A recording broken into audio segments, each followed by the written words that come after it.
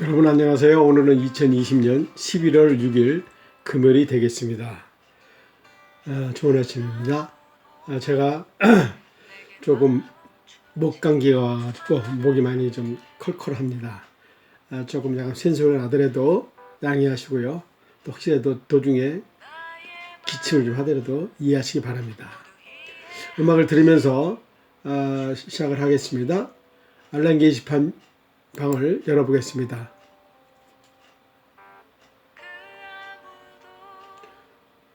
11월 6일 금요일 다니엘 기도회 강사 소개가 올라와 있습니다. 네, 강사 소개입니다. 오늘 11월 6일 금요일 다니엘 기도회 강사는 배영호 전도사입니다. 배영호 전도사는 2007년에 탈북하였고 지금은 노원 한나라 은혜교회 교육전도사로 일하고 있습니다. 그리고 현재 장로회 신학대학교 기독교 교육학과에 재학 중에 있습니다.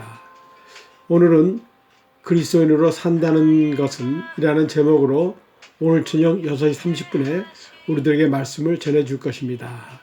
여러분들 많이 동참해 주시기 바랍니다. 특별히 우리 탈북민들이 이곳에 와서 많이 어려움을 당하고 있는데 또 신앙을 하고 있는 우리 전사님, 우리에게 주는 교훈과 은혜가 많이 있을 줄 믿습니다. 참석해서 많이 들으시기 바랍니다. 다니엘 기도회 방을 열어보겠습니다. 네, 다니엘 기도회 방 어저께는 우리 앤디 황 교수님의 그 말씀으로 간증으로 이렇게 말씀을 전해주었습니다. 여기 올라와 있는 것은 앤디 황 교수님의 영상이 올라와 있고요. 그 다음에 앤디 황 교수님의 그 설교 말씀 요약 원고가 또 올라와 있습니다. 그리고 그 앤디 황 교수님 그 간증 말씀 전할 때 처음부터 끝까지 전체 예배 실황이 올라와 있습니다. 실황은 약 한 3시간 정도 되고요. 앤디 황 교수 말씀만은 약 한 57분인가 이렇게 됩니다. 그리고 설교 원고는 여러분들이 쭉 보시면 도움이 될 겁니다. 출석 인사 살롱방을 열어보겠습니다. 출석합니다. 주님 안에서 영육간에 강건하는 금요일 되시기 바랍니다. 오늘도 주님의 사랑과 평화와 감사의 시간들로 기뻐하며 즐겁고 행복한 하루를 보내시기 바랍니다. 네, 감사합니다. 새날 주시는 하나님 아버지 감사합니다. 오늘도 믿음으로 승리케 하여 주시옵소서. 네, 감사합니다. 목요일 아침, 이건 어저께였군요. 예, 감사합니다. 그러면 한절 메모장 방을 열어보겠습니다.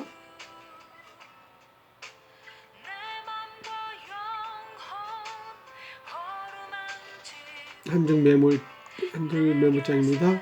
다니엘 기도회에 통하여 많은 깨달음과 도전을 받아 확고한 믿음으로 담대하게 하나님 앞에 나가며 더욱더 하나님의 마음과 뜻을 알게 하여 주시옵소서. 네, 감사합니다. 오늘도 다니엘 기도회를 기다립니다. 충만한 은혜의 말씀으로 믿음이 더욱더 자라나게 하옵소서. 네, 감사합니다.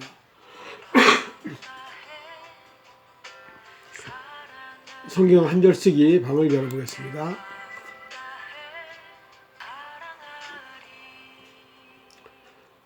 네. 진리가 예수 안에 있는 것 같이 너희가 참으로 그에게서 듣고 또한 그 안에서 가르침을 받을진대 너희는 유혹의 욕심을 따라 썩어져가는 구습을 따르는 옛 사람을 벗어버리고 오직 너희의 심령이 새롭게 되어 하나님을 따라 의와 진리의 거룩함으로 지으심을 받은 새 사람을 입으라. 에베소서 4장 21절에서 24절까지 말씀이 되겠습니다. 만군의 여호와가 이르노니 보라 영광로 불 같은 날이 이르리니 교만한 자와 악을 행하는 자는 다 지푸라기 같이 같을 것이라. 그 날이 이르는 날에 그들을 잘라 그 뿌리와 가지를 남기지 아니할 것이로되 내 이름을 경외하는 너희에게는 공의로운 해가 떠올라서 치료하는 광선을 비추리니 너희가 나가서 외역간에 나온 송아지 같이 뛰리라. 말라기 4장 1절에서 2절 말씀이 되겠습니다. 이내 결국을 다 들었으니 하나님을 경외하고 그 명령을 지킬지어다. 이것이 사람의 본분이니라. 하나님은 모든 행위와 모든 은밀한 일을 선악간에 심판하시리라. 전도서 12장 13절에서 14절 말씀이 되겠습니다. 육신을 따르는 자는 육신의 일을, 영혼을 따르는 자는 영의 일을 생각하나니 육신의 생각은 사망이요 영의 생각은 생명과 평안이니라. 육신의 생각은 하나님과 원수가 되나니 이는 하나님의 법에 굴복하지 아니할 뿐 아니라 할 수도 없음이니라. 육신에 있는 자들은 하나님을 기쁘시게 할 수 없느니라. 로마서 8장 5절에서 8절 말씀이 되겠습니다. 환난 날에 나를 부르라. 내가 너를 건지리니 내가 너를 영화롭게 하리라. 시편 50편 15절 말씀입니다. 나 여호와는 포도원 지기가 되며 때때로 물을 주며 밤낮으로 간수하여 아무든지 상하지 못하게 하리라. 이사야 27장 3절 말씀입니다. 또 주께서 우리가 너희를 사랑함과 같이 너희도 피창안의 모든 사람에 대한 사랑이 더욱 많이 넘치게 하사 너희 마음을 굳게 하시고 우리 주 예수께서 그 모든 성도와 함께 강림하실 때 우리 하나님 앞에서 거룩함에 흠이 없게 하시기를 원하노라. 데살로니가 전서 3장 12절에서 13절 말씀입니다. 네, 감사합니다. 아침 묵상을 보겠습니다. 오늘 아침 묵상은 어리석은 사람이라는 제목으로 올라와 있습니다. 본문 말씀 신명기 32장 1절에서 18절 말씀입니다. 어리석고 지혜 없는 백성아 여호와께 이같이 보답하느냐? 그는 내 하나님이시여 내를 지으신 이가 아니냐? 그가 너를 만드시고 너를 세우셨도다. 네, 묵상 내용. 오늘 본문은 하나님의 자녀들인 우리들이 그 분의 위엄을 알고 노래하는 것의 중요성을 말씀하고 있습니다. 본문 6절에서는 하나님은 우리의 아버지이시고 우리를 지으신 분이라고 알려줍니다. 18절에는 이것을 조금 다르게 하나님은 너를 내신 분이고 너를 낳은 반석이 되신 분이라고 말씀하고 계십니다. 하나님은 우리의 모든 면에 기초가 되어주시는 분이시라는 것입니다. 이 하나님은 완전하시고 모든 길이 정의롭고 진실하고 거짓이 없으신 분이십니다. 지혜로운 사람은 이러한 하나님을 자신의 인생의 기반으로 삼으며 하나님과의 관계성 속에서 인생을 살아갑니다. 어리석은 사람은 5절에서와 같이 하나님을 향하여 악을 행하며 흠이 있고 삐뚤어진 모습으로 살아갑니다. 그들은 자신의 지혜를 의지하며 자신의 유익을 추구하며 살지만 그 길은 완전하지가 않습니다. 왜냐하면 완전하신 하나님이 거기에 계시지 않기 때문입니다. 그 길은 정의롭지도 정직하지도 진실하지도 못합니다. 왜냐하면 그 길은 덕목의 원천이신 하나님과 관계가 단절되어 있기 때문에 그렇습니다. 18절에서 이러한 삶은 하나님과 관계가 없으며 하나님을 잊어버린 삶이라고 일러주고 있습니다. 어리석은 사람은 이 관계를 떠나 하나님을 향해 악을 행한다고 지적하고 있습니다. 그런 삶은 자연히 정의와 진실함과도 멀리 떨어져 있는 삶이 됩니다. 하나님과의 관계성 안에서 정의롭고 진실한 삶을 살아가려고 힘쓸 때 우리는 하나님께 합당한 위엄을 돌려드리게 됩니다. 오늘의 기도. 우리가 아버지라고 부르는 하나님은 완전하시고 정의롭고 진실하고 거짓이 없으신 하나님이심을 잊지 않도록 언제나 우리를 이끌어 주시옵소서. 아멘. 감사합니다. 네, 이제 예배 전도 기독교 교육 및 영상 자료 방을 열어보겠습니다. 그리스도인의 신분 의식이라고 하는 제목으로 올라와 있습니다.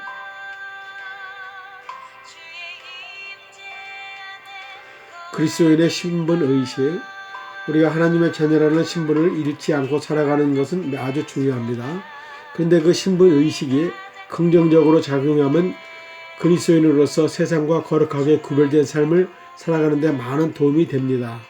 그러나 부정적으로 사용되면 세상과 구별되지도 못하면서 다른 사람들에 대한 헛된 우월 의식에 사로잡혀 살아갈 수가 있습니다. 그러면 그리스도인으로서의 겉모습만 유지하고 세상 사람들처럼 교만하고 추한 모습이 됩니다. 하나님의 백성으로 선택된 이스라엘 백성들은 이방 민족들과 구별된 삶을 살아내지도 않으면서 이방인들과는 근본적으로 다르다는 우월 의식에 사로잡혀 살아갔습니다. 그들은 하나님의 은혜를 잊어버리고 하나님을 믿지도 않고 그분이 말씀에 순종하지도 않았습니다.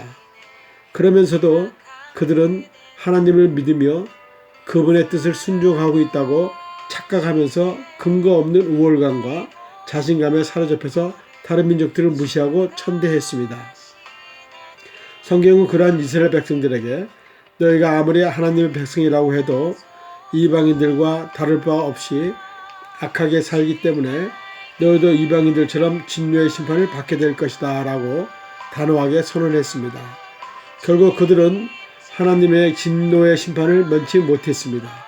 지금 우리 그리스도인들에게 하나님의 자녀로서의 신분의식이 어떻게 작용하고 있는지 살펴볼 필요가 있습니다. 우리 주위의 그리스도인들을 살펴보면 안타깝게도 긍정적으로 사용하기보다는 부정적으로 인식하고 있는 분들도 있는 것 같습니다. 네, 그렇습니다. 우리에게 많은 생각을 하게끔 하는 그런 말씀입니다. 좋은 글, 나눈 글, 교훈 글을 열어보겠습니다.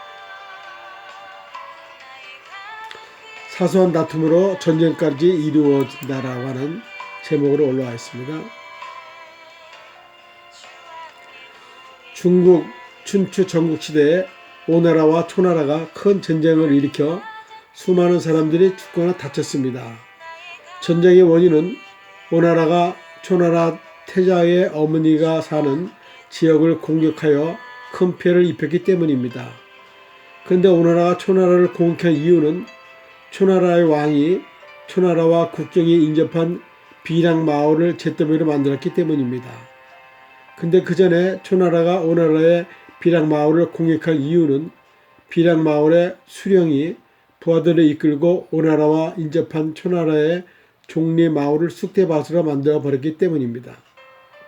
근데 비량마을의 수령이 종리마을에게 이렇게 화를 낸 이유는 종리마을과 비량마을에서 사소한 싸움이 있었는데 그만 종리마을 사람이 몇 명을 죽였기 때문입니다. 그렇게 작게 시작한 다툼이 점점 커지더니 급기야 수많은 사람들이 죽고 다치는 큰 전쟁이 되어버리고 만 것입니다. 간단히 의견 나눔으로 해결할 수 있는 것들이 작은 자존심이나 욱하는 성질 때문에 터무니없이 큰 사건으로 비유하는 경우를 종종 경험하기도 합니다. 그리고 자신과 관계없는 다툼에 간섭하다가 어느덧 자신이 그 다툼의 주체가 되어 이를 크게 만드는 상황도 드물지 않게 있기 때문입니다. 그러기에 싸우면 싸울수록 더 강해지고 커다란 미움과 중어를 만드는 다툼은 처음부터 피하는 것이 좋습니다. 오늘의 명언, 싸움을 자제하는 것이 싸움에서 빠져나오기보다 더 쉽다. 세네카가 이렇게 얘기를 했습니다. 자식에게 보내는 편지라고 하는 글이 또 올라와 있습니다. 한번 읽어드리겠습니다. 내 사랑하는 아들, 딸들아, 언젠가 우리가 늙어 몸이 허약하게 병에 걸리더라도 인내를 가지고 우리 곁에서 힘껏 지켜봐 줬으면 좋겠구나. 우리가 늙어서 음식을 흘리면서 먹거나 옷을 더럽히고 옷도 잘 입지 못하게 되면 네가 어렸을 적 우리가 먹이고 입혔던 그 시간을 떠올리면서 미안하지만 우리의 모습을 조금만 참고 받아다오. 우리가 늙어서 말을 할 때 했던 말을 하고 또 하더라도 끝까지 들어주면 좋겠구나. 네가 어렸을 때 좋아하고 듣고 싶어 하던 얘기를 네가 잠이 들 때까지 셀 수 없이 되풀이하면서 들려주지 않았겠니? 훗날에 혹시 우리가 목욕하는 것을 싫어하면은 우리를 너무 부끄럽게 하거나 나무라지는 말아다오.